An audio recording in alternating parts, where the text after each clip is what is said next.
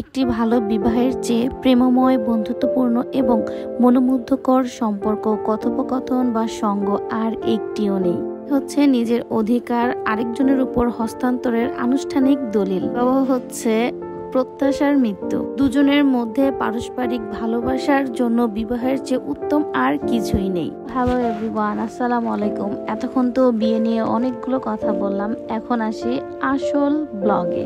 তোমরা কে কোথা থেকে দেখছো অবশ্যই জানাবা। এটা হচ্ছে বিয়ের দিনের সকালবেলার নাস্তা। তো আমরা ঘুম থেকে উঠে বেশি দেরি না করে নাস্তা করে নিচ্ছিলাম, কারণ একটু পর কনেকে হচ্ছে হলুদের গোসল করানো হবে, যেটা সকালবেলায় ওরা তাড়াতাড়ি করে ফেলবে। ও নাস্তা করে দেখি যে টেবিলের উপরে অনেকগুলো পান সাজিয়ে রাখছে, তো আমি একটু ভিডিও করে নিলাম।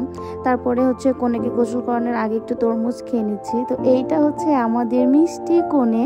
তো ওকে কেমন যেন একটু সিম্পল লাগতেছিল, পরে বললাম তুমি গোসল করো, সমস্যা নাই, কিন্তু একটু ফুলের গহনা পরো, দেখতে ভালো লাগবে। তারপরে ওকে ফুলের গহনা পরানোর পরে সবাই বাড়ির উঠানের উপর নিয়ে আসছে। এটা একটা ওদের ওখানকার রীতি যে সকালবেলা মুখে পান দিয়ে, সরিষার তেল দিয়ে, কি দিয়ে যেন বিয়ে দেয়। এটা নোয়াখালীর একটা রিচুয়াল।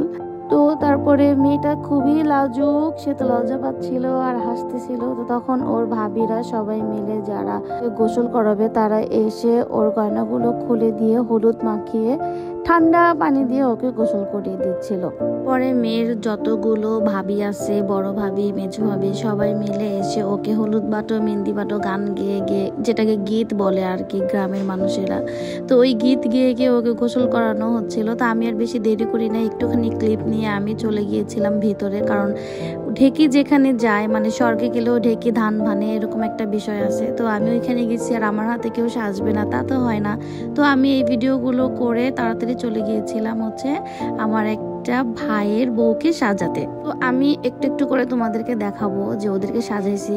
এই যে আমার যন্ত্রপাতিগুলো বের করে সাজানো শুরু করছি, এটা হচ্ছে বউ। তো বউকে সাজানোর পরে তারপরে আমি সাজিয়েছি হচ্ছে আমার এই যে এই মিষ্টি ভাবিটাকে। তারপরে ক্লিপটা তোমরা দেখবা হচ্ছে এই যে বউকে আমি শুধু সাজাইছি, গয়নাকাটি কিছু পরাইনি, এটা ওর শ্বশুর বাড়ির লোকেরা পরাবে, শাড়ি থেকে শুরু করে সবকিছু। এই যে আরেকটা মিষ্টি পাগলি মেয়ে, ওকেও একটু সাজিয়ে দিয়েছি। তো ওদেরকে সাজানোর পরে আমি তাড়াহুড়ো করে জাস্ট 10 মিনিটের মধ্যে আমি রেডি হয়ে চলে আসছি বাইরে। তো সবাইকে সাজানোর পরে আমরা তাড়াতাড়ি করে খেতে বসে গেছি, মানে আমরা সবার লাস্ট ব্যাচ ছিলাম, এর আগে সবাই খেয়ে ফেলছে। তো আমরা খেতে বসে গেছি। এখন তোমাদেরকে দেখাবো নোয়াখালীতে কিভাবে খাবারটা সার্ভ করে, আমি তোমাদেরকে দেখাই।